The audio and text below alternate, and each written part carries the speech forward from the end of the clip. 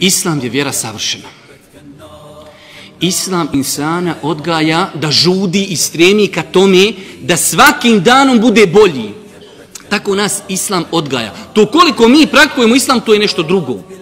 Ali Islam od insana traži da uvijek samokritično gleda na svoje postupke, da uvijek stremi ka bolji, da nikada nije zadovoljan sa sobom. Kaže Allahu poslanik alejhi salatu vesselam u hadisu koji izbilježi Muslim od Ebu Hureyre: jak mu'min je bolji i draži Allahu od slabog mu'mina.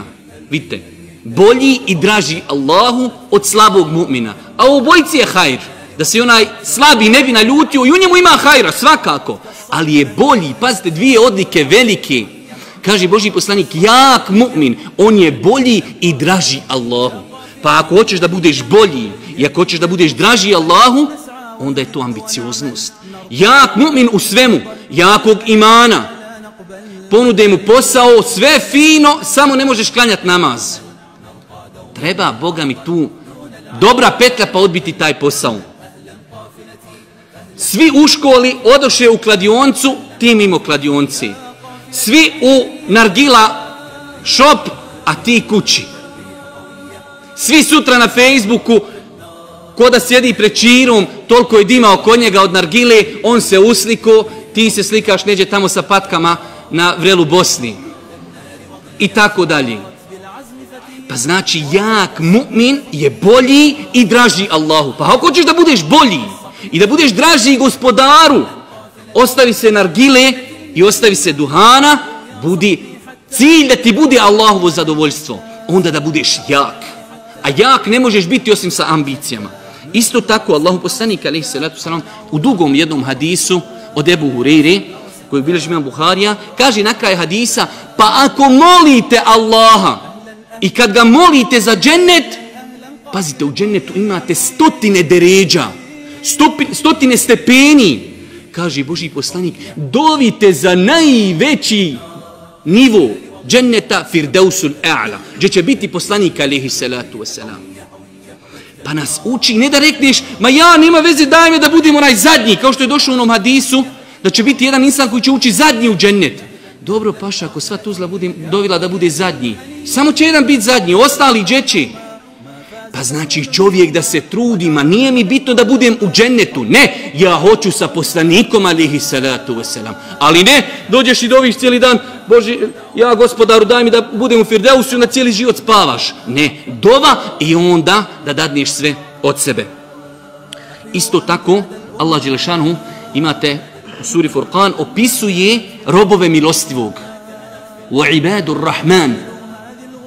Pa u jednom ajetu opisuje, kaže: "Ellezine yaquluna rabbana hab lana min azwajina wa dhurriyyatina qurrata a'yun waj'alna lil muttaqina imama." O gospodaru, to su oni koji govore: gospodaru naš, podari nam u našim suprugama i u našem potomstvu zadovoljstvo oka i učini nas da budemo vođe bogobojaznima. Pazite, uspjeh je da budeš bogobojazan. Ali nas Kur'an uči, kaže, Allahovi pravi robovi, oni traže da budu vođe bogobojaznih. Ne u smislu da se natječu da budu na stolici, ne, da se ljudi bogobojazni u njih ugledaju. A to ne može svako. Danas je teško biti na nekoj pozitivnoj nuli, a kamol da se ljudi u tebe ugledaju. Pa nam treba šta? Ambicioznosti da bi potpali pod ovaj pojam robova milostivog. Isto tako, jedan ashab, dječak, evo nam ispita. Ovo je ispit. Prije nego što saznamo ovaj hadis, nek sebi svako postavi, ali između sebi i Allaha, šta bi sad da mu neko dođe, zlatna neka ribica, i da mu rekne šta ćeš da ti ispunim želju. Ali iskreno, ne treba sad kad čujemo hadis, svi kažemo i mi bi džennet. Pa biste vidjeli da smo pitali na ulaz ovdje šta bi noćas iPhone 6 bilo kod zlatne ribice. A ovaj Ka'b, odnosno Rabija ibn Ka'b el-Eslemi, ponekad je znao noćiti kod Božijeg poslanika, alejhi salatu vesselam, pa jedne večeri donio Božijem poslaniku vodu za abdest. A Božji poslanik je bio takav da je volio ljudima uzvratiti na dobro djelo. Kogod mu radi dobro djelo, pokušavaju da uvijek uzvrati.